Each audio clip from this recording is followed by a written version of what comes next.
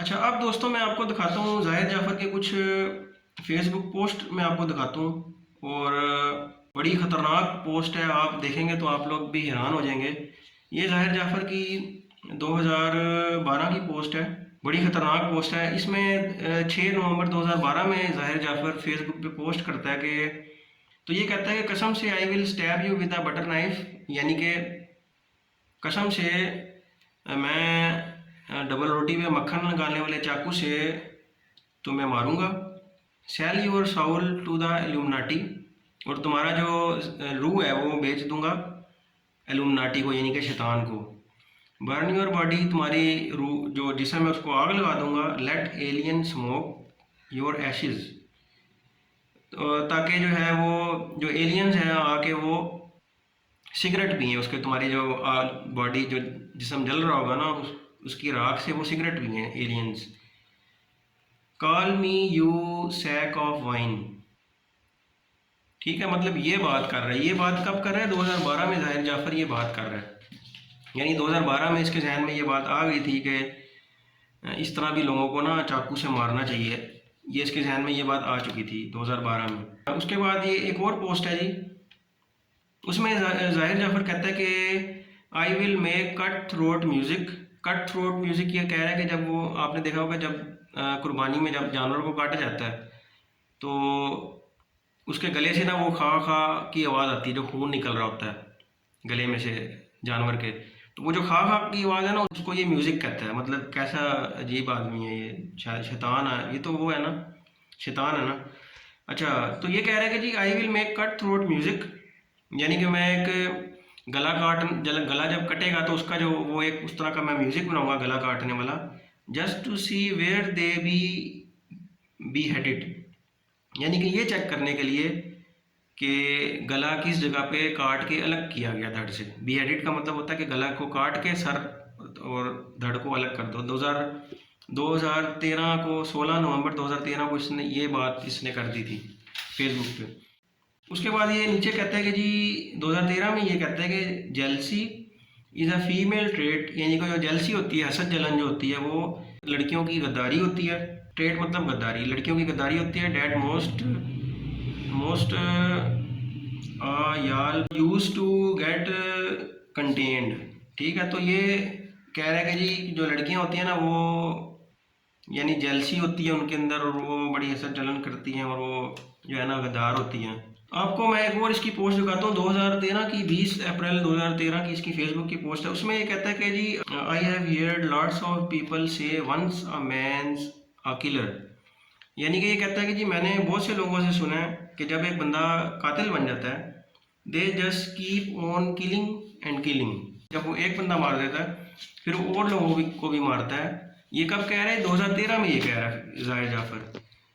They sort of develop a taste of blood, तो ये कह रहे हैं कि उनके मतलब उनको ना एक खून का जायका सा एक वो आना शुरू हो जाता है। आगे ये कहता है कि जी या that's right they kill one man, फिर वो एक बंदे को मारते हैं। अच्छा, इसकी ग्रामर गलत है, इसको पता नहीं यार।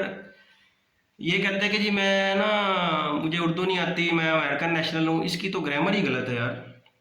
देखें ऊपर ये कह रहा है कि जी lots of people say once a man's a killer, जब वंस अ मैन एक बंदे की बात हो रही है, और नीचे इसने लिखा हुआ है कि दे किल वन मैन, यानी कि वो दे किल, दे का मतलब होता है कि बहुत सारे लोग। ठीक है, तो इसकी तो ग्रामर ही गलत है। तो ये कहाँ से कहता है कि जी मैं अमेरिकन हूँ? इसकी तो ग्रामर इससे अच्छी ग्रामर तो मेरी है, और मैं टीचिंग भी करता रहा हूँ इसलिए मुझे इस तरह से भी ज़्यादा मेरी अच्छी ग्रामर है। तो पता नहीं अमेरिकन नेशनलिटी तो ले लेते हैं लेकिन ग्रामर इनको आती कोई नहीं है, पता नहीं कैसे लोग हैं। अच्छा, फिर ये कहते हैं कि दे किल, यहाँ पे होना चाहिए था ही किल होना चाहिए था। उसके बाद ये कहता है कि जी दे किल वन मैन और किल देन, यानी कि वो जब एक बंदा कत्ल करता है तो फिर वो और बंदा कत्ल करता है। It's all the same, yes, यानी कि उसके लिए ना एक बंदा कत्ल करना, बहुत सारे बंदे कत्ल करना है, वो एक ही बात है। After all they can only hang you once, यानी कि वो आपको एक दफ़ा हैंग करेगा, यानी कि लटका देगा। The dash Boston killing or killings were possible, और ये पता नहीं कोई बोस्टन ये जगह है कोई, वहाँ पे कुछ कत्ल हुआ उसकी उसका ये जिक्र कर रहा है। अच्छा उसके बाद मतलब ये सारी आप देखें इसमें ना, फिर एंड पे ये कहता है कि जी pen shift fabricated and I just gravitated. इसने बड़ी लंबी चौड़ी वो गलत ग्रामर वाली इंग्लिश लिखी हुई है यहाँ पे। फिर एंड में ये कहता है कि जी स्पेस बाउंस। उसके बाद इसका एक और ट्वीट है जी, 1 अप्रैल 2015 का ट्वीट है इसका। तो ये कहता है कि जी डैश आर बेसिकली रिटार्डेड, यानी लड़कियों को कह रहा है कि जो लड़कियां होती हैं वो असल में पसमानदा होती हैं, कमतर होती हैं। It's no wonder why they have never been remembered, यानी कि इसमें कोई हैरत की बात नहीं है कि लोग उनको भूल जाते हैं। तो दोस्तों इसमें मैंने इस केस के ऊपर मैंने एक छोटा सा एनालिसिस किया, मैं आपको एनालिसिस दिखा देता हूँ। तो इसमें जो ये जो जाहिर जाफर वाला केस है, इसमें एविडेंसेस जो हैं वो, जो सबसे बड़ा एविडेंस है वो ये है कि उसने वाले जुर्म कर लिया, लेकिन हमारी अदालतें बिला वजह का रिमांड ले रही हैं। तो इसमें इस केस में जो एविडेंसेस हैं वो 100% हैं। जो केस टाइप है वो clear and cut, open and shut, ये केस टाइप है। जस्टिस सिस्टम जो है हमारा वो स्लो है, बहुत सुस्त है, फेल्ड है। और 5 डेज 30 से ज़्यादा दिन गुजर गए हैं और अभी तक कोई भी रिज़ल्ट अभी तक ज़ीरो है, कोई भी नतीजा नहीं निकला। और जो ये केस है, ये मतलब ये केस जो है ना वो आप कह रहे हैं जिस तरह होता है ना बना बनाया केस, कि जी प्लेट में, जिस तरह वो कहते हैं ना प्लेट में रखा हुआ केस, तो सीधा सीधा बना बनाया केस है। उसने एक बाले जुर्म कर लिया है, लेकिन हमारी अदालतों को उस पर यकीन ही कोई नहीं है। काश ये कोई सऊदी अरब की अदालत होती तो वो तो अभी तक ये ऊपर पहुंच चुका होता।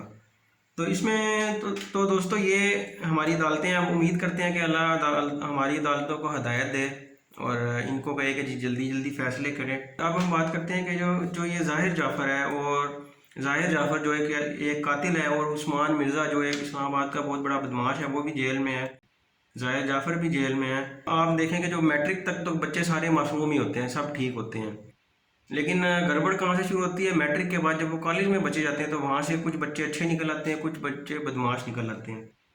तो आइंदा ऐसा ना हो कि कोई बच्चा जाहिर जाफर जैसा कातिल निकले या उस्मान मिर्ज़ा जैसा बदमाश बंदा निकले। उसका जो है ना वो तरीकाकार ये है कि वालिदैन बच्चों की अच्छी तरह तरबियत करें।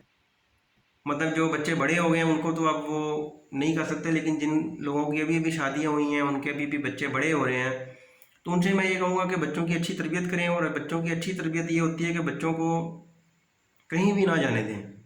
मतलब एक बच्चा सुबह स्कूल गया, 2 बजे छुट्टी हुई, घर आ गया, और उसके बाद फिर बच्चा जो है ना वो मिसाल के तौर पर हफ्ता इतवार छुट्टी अगर होती है तो हफ्ता इतवार को बच्चा कहता है कि जी हम दोस्त दोस्त कहीं पे जा रहे हैं, तो ना जाने दें, बच्चों के ऊपर सख्ती करें। अगर बच्चा कहता है कि जी मैंने आज रात रुकना है जी दोस्त के घर, तो मैं परसों आ जाऊँगा, तो उसको कभी भी ना जाने दें खुला। जब बच्चे को जब बिल्कुल खुला छोड़ देंगे कि वो जहाँ मर्जी जाए, अच्छा जी ठीक है, दोस्तों के 2 दिन जाना है, दोस्तों के घर रहना है जी, अब 2 दिन में वहाँ पे वो क्या करेंगे, सिगरेट पियेंगे, कुछ चर्च वगैरह पी लेंगे, ऐसा भी हो सकता है। तो वालिदैन को मैं ये कहूँगा कि जो जिनके बच्चे भी बड़े बड़े बड़े हो रहे हैं तो उनकी तरबियत इस तरह करें कि उनके ऊपर सख्ती रखें। ठीक है, मगरिब से पहले पहले बच्चा घर पे होना चाहिए। मतलब जिस तरह मैं अब अपना बताऊँ तो बचपन में हमारा ये था कि मतलब हमारे अब्बू कहते थे कि जी मगरिब के बाद घर में सब बच्चों ने होना, सब बच्चों को घर के अंदर होना चाहिए। तो मतलब कि हमारे बचपन में तो ऐसा कोई चक्कर नहीं था कि अगर हम कहें कि जी हमने आज फलाने के घर रुकना है तो वो इजाज़त ही नहीं मिलती थी। ठीक है, तो बच्चों को कहीं भी मत जाने दें, बच्चों को घर पे रखें। और ये जो ज़्यादातर जो जुर्म होते हैं ना, जो ये अंधेरे में ही होते हैं, तो बच्चों को मगरिब से पहले पहले जो है ना वो बच्चों को घर बुला लें। ठीक है, और बिल्कुल खुला ना छोड़ दें।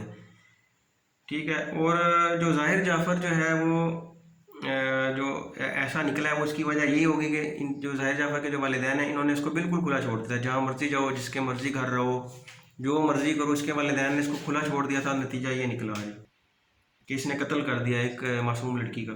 अच्छा, इसमें मैं आपको एक और चीज़ बताता हूँ, जाहिर जाफ़र के बारे में बताता हूँ कि जाहिर जाफ़र जो है ना वो ये मतलब कि जिस तरह इसने बेदर्दी से उसको मासूम लड़की को कत्ल किया, उस पर कत्ल करने के बाद गला काट के अलग रख दिया, तो मतलब इस तरह तो कोई भी नहीं करता, इस तरह तो जानवर नहीं करते। मतलब ये तस्वीर आप देखें, ये आप देख रहे हैं शेर है, जंगल का बादशाह है, तो शेर भी कभी भी इस तरह जो है ना वो गुस्से में आके बिला वजह में किसी की जानवर को नहीं मार देता। शेर के जहन में अल्लाह ने डाला कि जी अपने आप को दूसरे जानवर से बचाओ, शिकार करो और खाना खाओ। शेर वही करता है, शिकार करता है, खाना खाता है। लेकिन इंसान इंसान का गोश्त नहीं खाता, इसके बावजूद इंसान दूसरे इंसान को कत्ल कर देता है, जिस तरह ज़ाहिर जाफ़र ने किया कि जी गुस्से में आके जी कि ये मुझसे शादी क्यों नहीं कर रही, तो इसको कत्ल कर देता हूँ। शेर जंगल का सबसे खतरनाक जानवर है, वो भी बिला वजह किसी को नहीं मारता, भूख लगती है किसी को मारता है फिर खा लेता है, और वही अल्लाह ने उसके जहन में डाला है। लेकिन अल्लाह ने इंसानों के जहन में तो नहीं डाला कि इंसानों को खाओ, दूसरे लोगों को मारो, क्योंकि इंसान तो इंसान का गोश्त नहीं खाता, लेकिन फिर भी मार देता है। तो ज़ाहिर जाफर जैसे जो लोग हैं, इनसे बेहतर तो फिर जंगल का शेर है कि वो इतना खतरनाक होने के बावजूद बिला वजह में किसी को नहीं मार देता। तो बड़े अफसोस का, ये बड़ी अफसोसनाक खबर थी, बड़ा अफसोस हुआ ये सुन के।